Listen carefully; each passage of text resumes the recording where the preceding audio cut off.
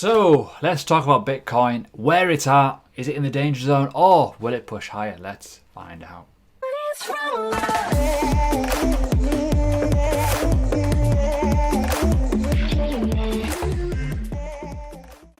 So hi everyone, welcome to the channel. If you are new, please do subscribe, hit the bell button, like and comment. Now if you follow me on socials, please do, Twitter, Instagram, whatever. I'm often quite realistic. A lot of people like the channel for my realism. I like to kind of tell people how it is, buy low, sell high. A lot of people are buying these tops.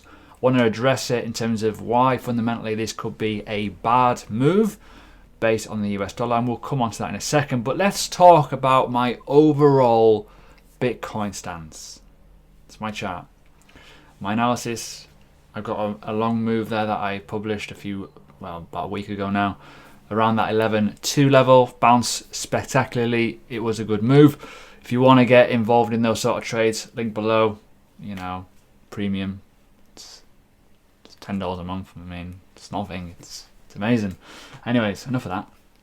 With this setup, in my opinion, it's make or break. It is make or break, but it doesn't just depend on just Bitcoin alone. It depends on a number of different factors that we've often forgot about, and all you influencers that are following and using the crypto chart are going, buy now, buy now, buy now. You know the ones I'm talking about, the influencers. Feel free to message them below or put them in the comment section who I'm talking about in terms of influencers that tell people to buy tops. Now this is a 3-day chart. Yearly high, warning sign, hello. We dipped down into this region, which is just below 9998K. We actually opened a CME gap around a certain level, which was around the 9.6 level, 9.7. So there is an open CME gap. That is the lowest CME gap in range. There is a one at 3,000, but I'm not going to go into that. I'm not going to be a dickhead about that. Anyways, enough of that.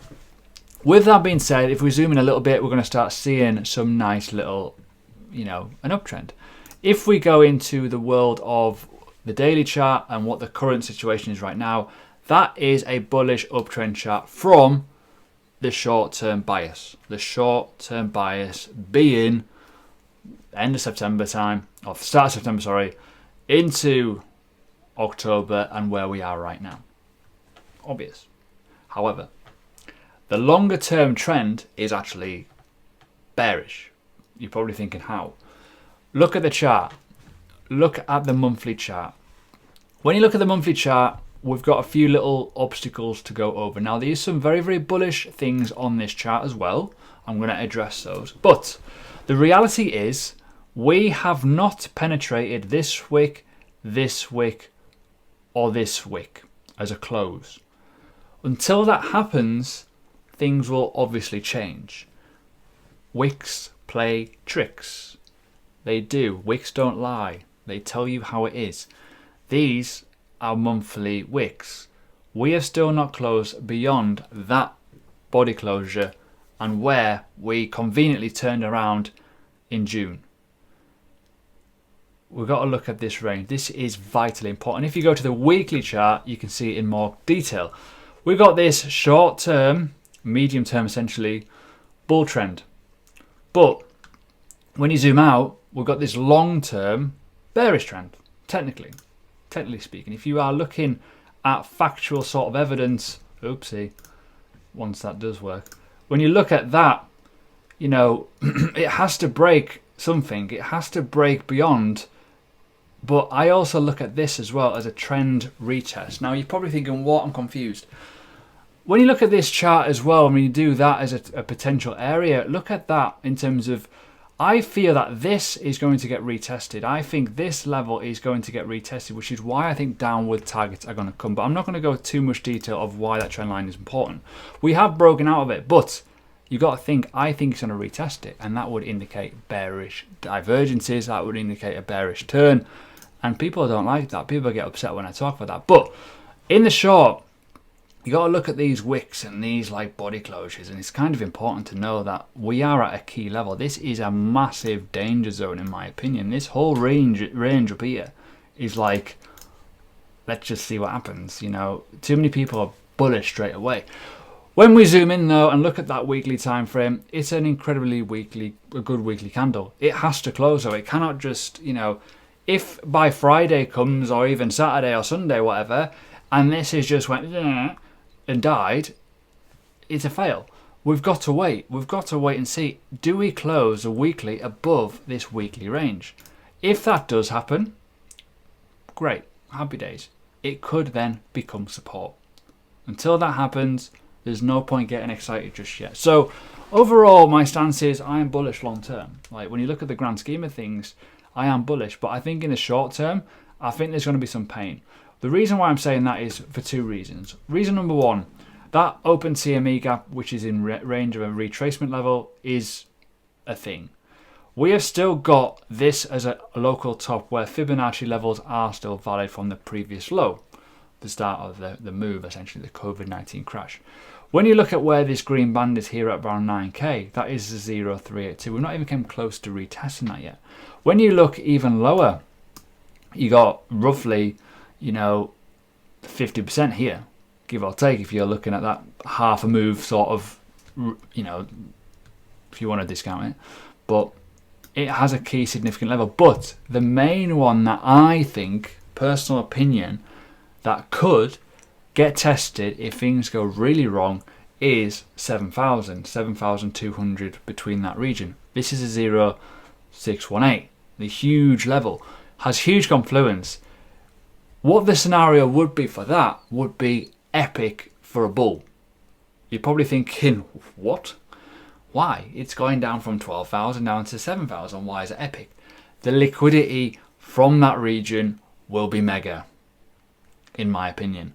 If it holds, if it bounces from that point, in my opinion. The lower we go, the more liquidity we're going to grab, the more oomph it will get. With me? However, this will, at some point, top out. Price discovery missions are good.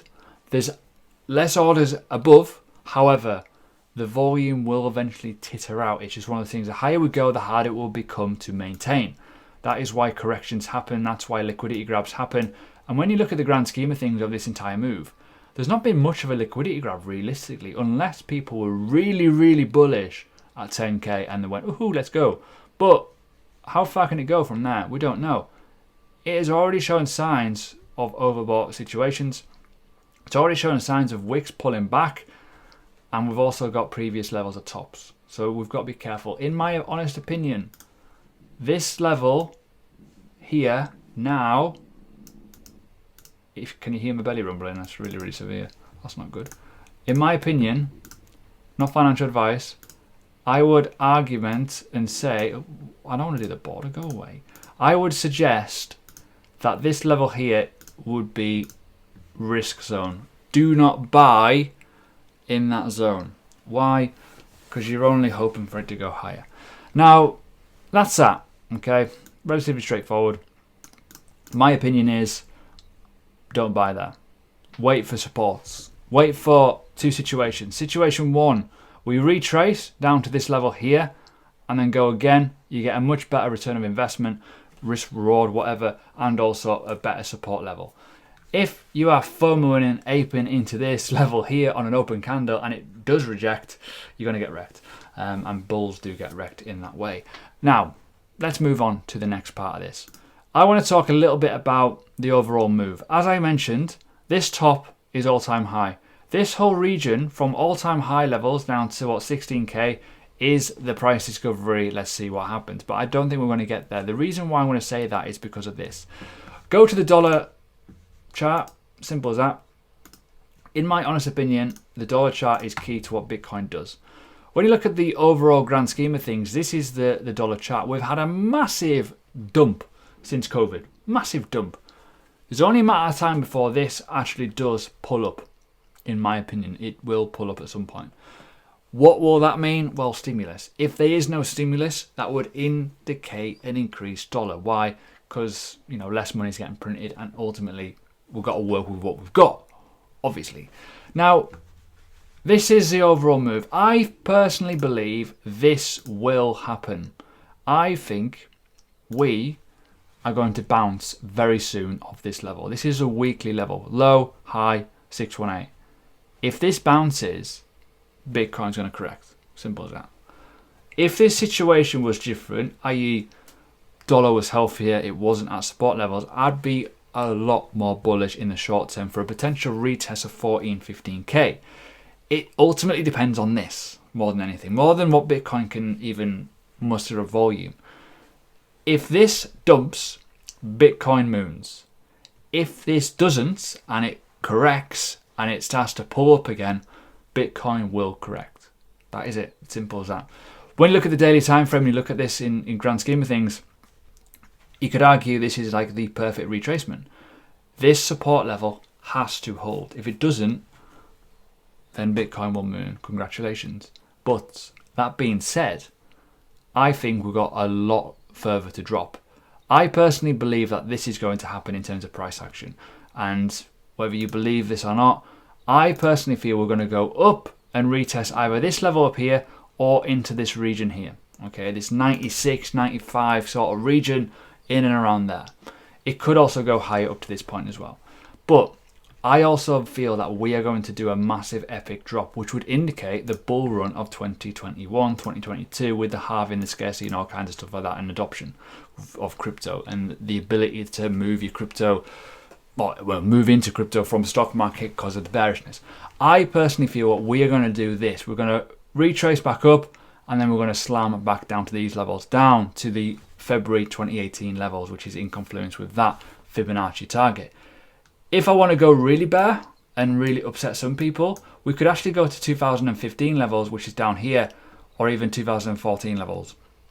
2013 levels resistance, 2014 levels support. So that is my overall take in the grand scheme of things with the world of the dollar. But why is it important?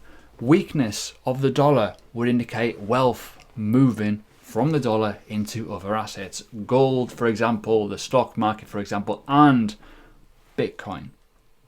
Now, it's starting to happen.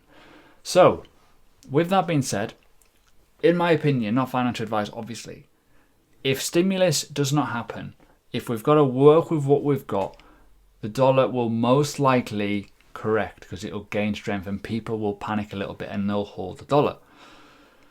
If stimulus is granted, the dollar will dump because people will panic. It's diluting the dollar. They'll move into other wealth assets. Would that mean Bitcoin? Potentially. I've already mentioned in previous videos, a small sliver of like 2, 3, 4, even 5% into Bitcoin is billions. It will massively pump the market. So overall, I'm not that bearish. I'm quite bullish. But for me, this is danger zone. You do not buy these tops, boys and girls. You just don't do it. The reason being, they could retrace. If that happens and it would do that again and slam, you're going to feel it in the morning. Really, you will. Wait for confirmations. Wait for body closures. Wait for all kinds of good stuff. Now, obviously, in my opinion, don't rule out any gaps. But who knows what's going to happen in the next few months.